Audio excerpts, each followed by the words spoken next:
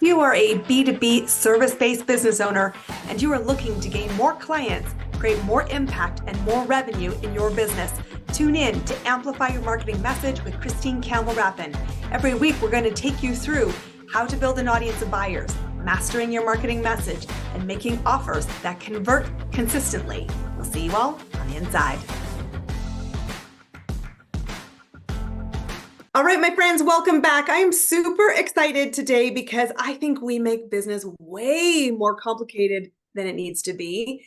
And the truth is that for your next customer, client, or buyer, it's the small moments that matter. And everybody wants to create big ripples of change, but it is about finding significance. And I'm super excited to meet another fellow Canadian, which doesn't happen very often, my friends, in the world of business.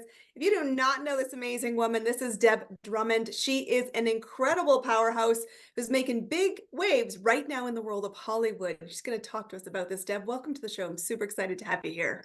Oh my goodness, Christine, I really appreciate being here. Yes, hello, fellow Canadian, tag. I love the red and white. You're going for it today. 100%.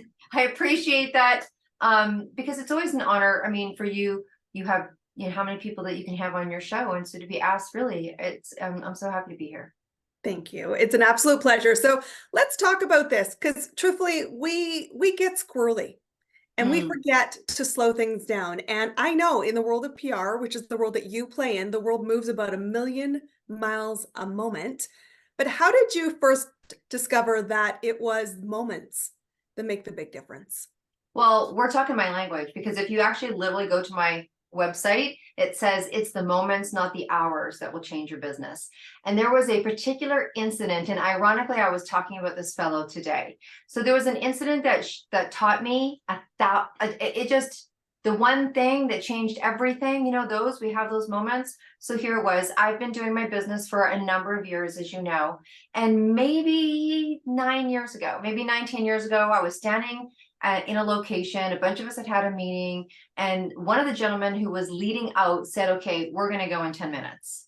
So all of us go, we're gathering, we're chatting, you're chatting, you grab your stuff, you grab this, and he went and he started making calls. And I thought, we're leaving in 10 minutes. And I'm pretty one of these, if you're not early, you're late kind of people, because that's what and I'm like, what are you doing? He's like, making a call. And he probably made 3 or 4 calls in the same 10 minutes where we were standing at the door, all waiting to get into the vehicle that was arriving. Chit chat, not bad chit chat, but I saw what he did. And he was the first millionaire in Canada under 30 many years ago. And I was like, thank you. Because what he did in 10 minutes, and then I put it to the test. And as I continued, and a lot of the times in my work, I worked with teams and clients, but large numbers. And I'm like, you can do this in 10 minutes. They're like, no, you can't. I'm like, watch. And I literally timed myself. How many messages can I get out by text? How many this can I do? Literally, I had 3 minutes to a call. So it's the moments, not the hours, that can change your business. Absolutely. Because sometimes we don't have a lot of time. And so we got to make it happen. We don't, or we don't think we do. And I actually do love this story for so many reasons.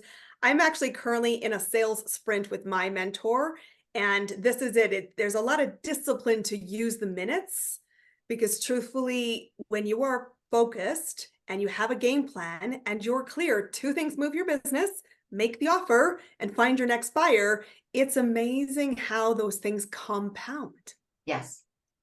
And truthfully, there's a lot you can do in 10 minutes. Isn't it? And when you start to actually do it in 10 minutes, I had my teams all sit there. I'm like, pull your phone out and make a text that was fairly generic, but important. And I'm like, I just want you to, I don't care. We're not doing anything for a specific reason. I just want you to copy and paste it. That's all. Just copy and paste it. And I want to count how many, over 100. Over 100. So if you were inviting to a birthday party, you're like, oh, I gotta find time to invite to a birthday party. I can't, it's my husband's mother's, blah, blah, blah. And I'm like, you can make 100 invitations in 10 minutes. They're like, not possible. I go, do the text. Okay, good. Let's go. Come on. You don't know who you're forwarding it to? Check, done. Now get back at it. And it was shocking. part of that comes from you need to know who you want to talk to. And I think that that is honestly a big mystery to a lot of people. So Mhm. many people come into my space and say, well, if I just know who to talk to, I would go talk to them. And I said, well, then what the hell are you doing building a website or focusing on SEO and all these things that are, yes, good gasoline, but advanced strategies. Your number one job is to find the lead. And if you have the lead, talk to them. Mhm. Mhm. Absolutely. Absolutely. There's a lot in that. There's a lot in that, my friend. There is a lot in that. And that's what we unpack over some periods of time. But the other big challenge, is that if we're going to be dialed in and we're going to focus on those small moments, how come we just cluster it? Truthfully, we're scatty, we're all over the map. What is the big thing we lack doing that enables us to actually move? So I think we talked about it earlier. I'm a lot about teaching people about significance right now because the project that I've done or that we're doing would be considered fairly significant, right? Fairly large. And people are like, why, how, to the point where I've done a video. If you want to know why and how, there's a video, watch it. It's great. I don't have time to repeat it anymore. But I think like you talked about focus, I talk about making a decision. But it's a solid decision. It's a true decision. There's a point, and everyone knows it. If you became an entrepreneur or you're whatever it is, there's a certain point in your decision where it's no go back. There's hazy decisions, there's clear decisions, and then there's when you make it and you know it, no matter what happens from that point, you're like, I'm in too deep. You'll say it, I'm in too far, I'm in too deep, I've got too much invested. You're in that decision. When you start to make a decision, clarity comes with that decision as well. So a lot of the fog changes when you're kind of in, but when when you've hit it, you feel it. Like it's almost like you embody it. And then a lot of the path becomes clear. Because there's a great Scottish proverb, when you make a decision, all four scenes come into play. And then it's alignment. Yeah, my Scots are a really smart group of people. Thank you, ancestors. Because the truth, I honestly think we're so scared to make decisions. And I always find this fascinating. I think, my clients come to me to help them figure out where to find their next client. That's why people listen to this podcast. I said, we'll solve that. But the bigger win is actually this watching of other people make quick decisions and say, I can figure it out. I can figure it out. I can figure it out. And I love that you talk about this point of no return. You are capable of solving things when you make a decision.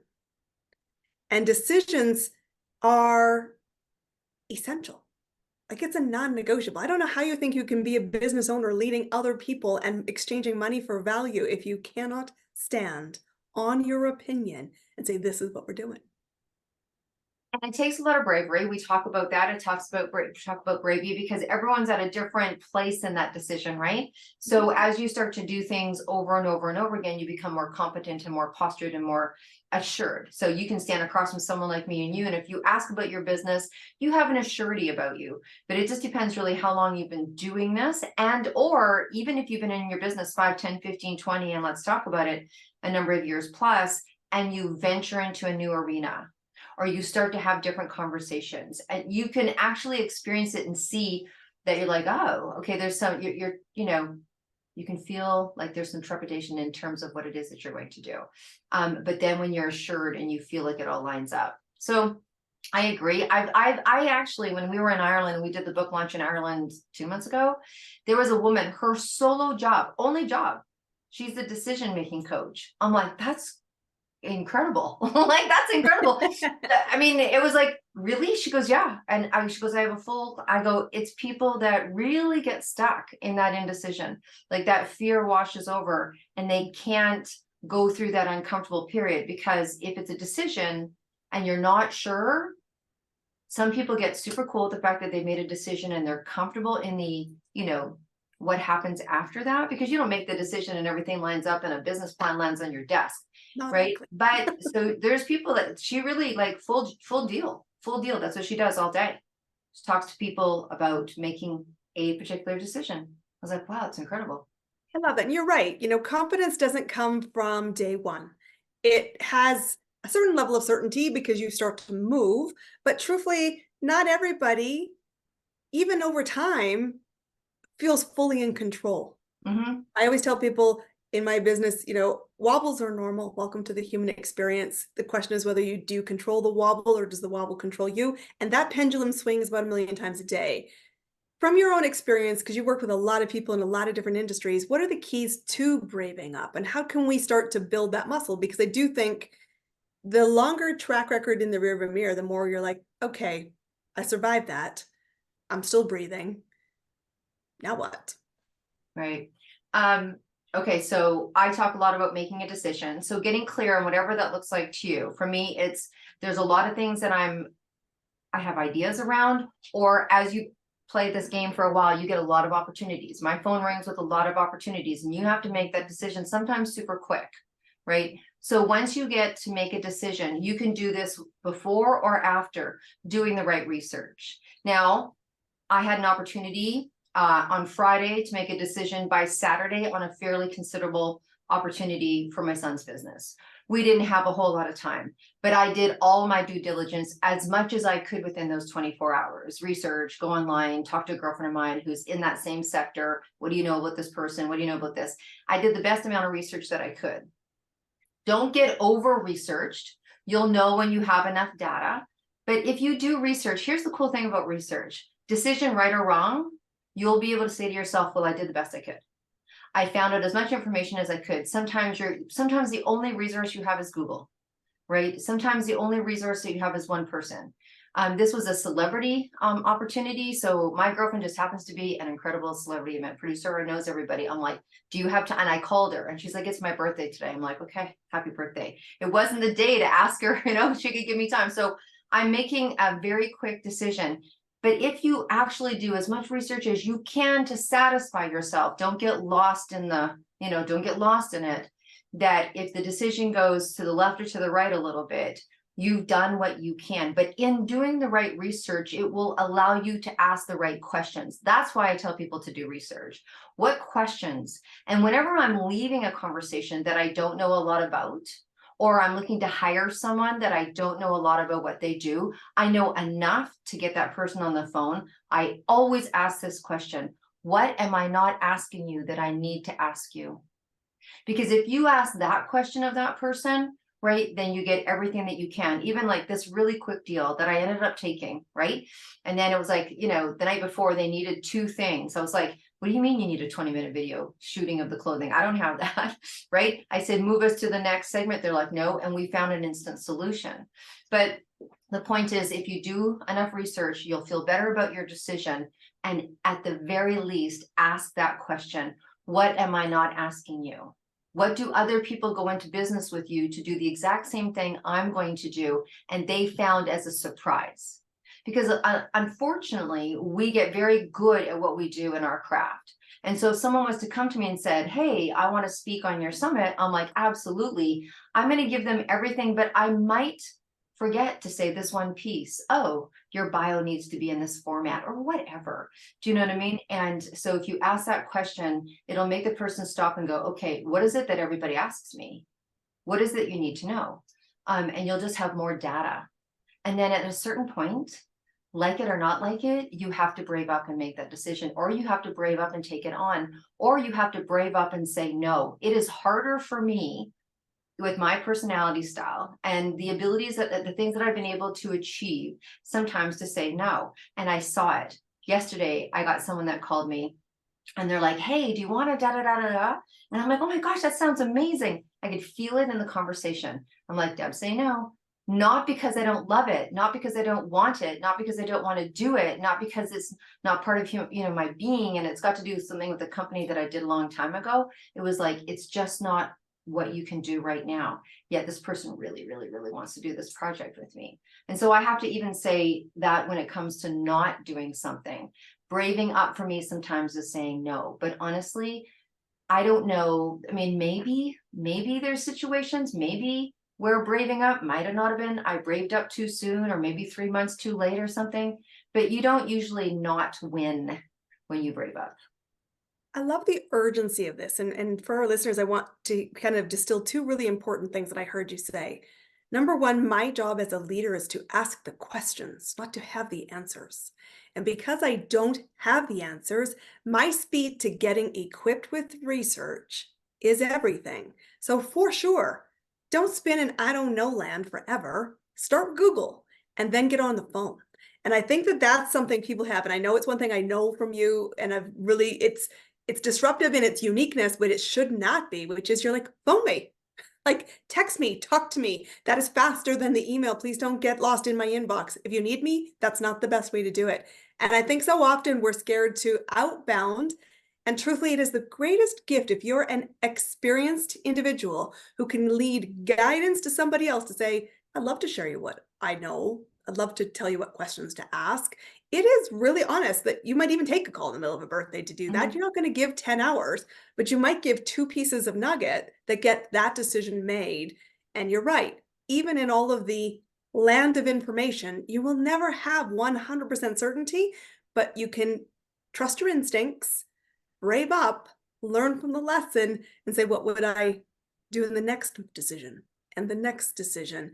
And Mhm. truthfully, if opportunities are moving at the speed of light, money loves speed. Be in or out, trust yourself, and know that you must keep moving. Because I think this overwhelm that we hear so much about comes from the fact that you're scared to make a decision. I would say it doesn't matter if the decision's right or wrong. Make one and move on. Yeah, I think that it's part of the process, right? It's part of every process, whether you get used to it and make them quickly or not. But that as you start to become your own self lead, right? I mean, I think we all have that leader inside. As we start to self lead, meaning like you make all these, you make many decisions a day, and it starts to build on that. And then being in the right environment with the right research, and then just saying yes and going in. Um, it's really it is very interesting. And even for someone like myself, people think that making decisions, as you start to get bigger in your business, the decisions just start to get bigger, right? They The start to get risks become bigger. bigger. The Yeah, money risks becomes become, bigger. yeah. The falls I put become my bigger. And so do the upsides. Yeah, absolutely. I put myself up against the wall. And in my family, because I've raised my children in a world of entrepreneurship. My son, particularly right now, he's learning his world of entrepreneurship. I don't know why, because I go, okay, we're gonna go into rice and peas, meaning that I'm making a big decision. And you know what I mean? I'm like, oh, okay, here's the steak and lobster. We kind of do rice and peas, steak and lobster. I don't know why. It just was something that we use. But I'm like, okay, we're going in, we're going in. And what does that look like? And what does that mean? Yeah.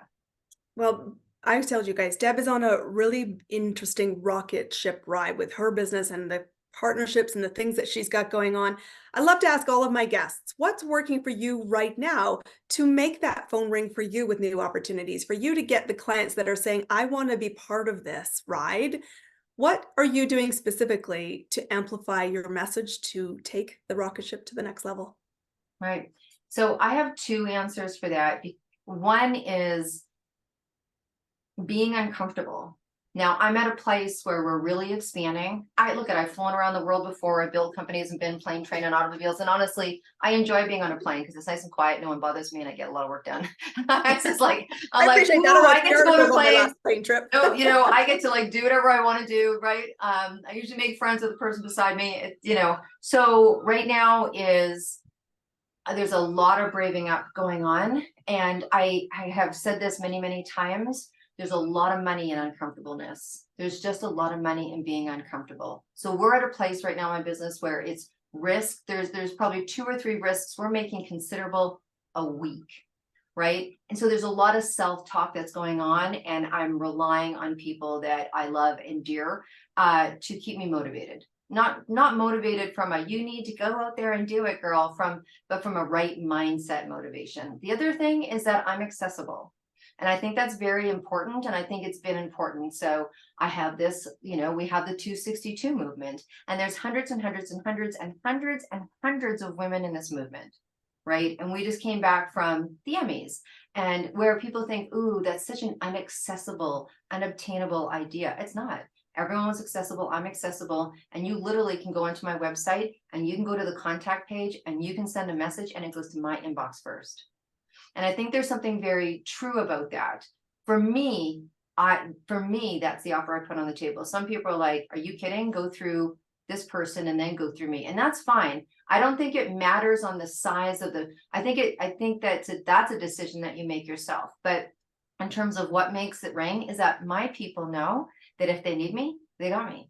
I'm like, if you email me, God bless you, but you might want to text me or WhatsApp me and you're going to have access, right? I tell people how to contact me, but I do believe that most people that do business with me, if not all of them, would say that if I need her within 24 hours, she's on the return.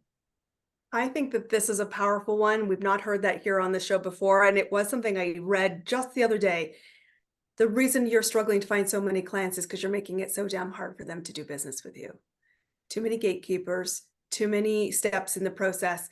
Your ability to be responsive matters so much because the stats are shocking. If you had somebody who did leave a message or left a voicemail and you did not call back within minutes, they have Googled the next company. Responsiveness is key. I absolutely love that. Deb, also, of course, I love what you're all about. Tell us how people can find you, learn all about the projects you're working on, and yes, get involved. Absolutely. So can I say something to what you just said? Because Yes. I know people think that I'm, 900 years old when I say this, but I just want to double down on, that was brilliant, Christine, because what I want to say about that is whether you call them back or not right away, that's the stats that you know. But I'll tell you what's interesting. I have business cards. I literally have 4 different business cards because they have different looks and blah, blah, blah. That's me. And people are like, oh, I don't carry business cards. And I'm like, I know, let's do this. Let's do this. And they go, oh, I go, why don't you Instagram me? And then I'll Instagram you back. And then we'll agree to talk. And I'll send you my calendar. And then you go onto my calendar. And then I'll talk to you in a couple of weeks. Or if I give you my business card, you've got my number. And if you really want, it'll probably take us about 3, I don't know, I'm thinking 3.5 minutes to actually make a time. Now, I have no issue using Calendar. I use it all the time. But the dance that you talk about sometimes can even literally be to the communication. So, oh, I don't put my phone number on my website. I'm like, no, that's interesting. Now, I could be challenged on that all day. I could be and they're not wrong. They're not wrong. I'm just like, if someone wants to get a hold of me, like, literally, I just want them to be able to have a number or have something. People give me their business card on QR codes, and that's cool too. But I don't, the QR code is not as appealing to me as being able to have your information right there, because it's one extra step that I have to do, and I have to do this, and it goes to my phone, and now you've gone into my contacts. I don't even know who you are. You're in my contacts. I don't remember my name. I mean, unless you say, I'm Christine with the red and white polka dot dress, I need to remember you as well. So I wanted to say that about that. In the meanwhile, for people to get a hold of me, it's very easy. They can go to debdrummond.com. And if you go there, there's a contact page. And on that contact page, you can tell me why you want to meet and how you want to meet. And there is a calendar link. You can also just put in your information and it'll go to my email. So that's the best way to see everything that we have and what it is that we're doing and get direct to the source.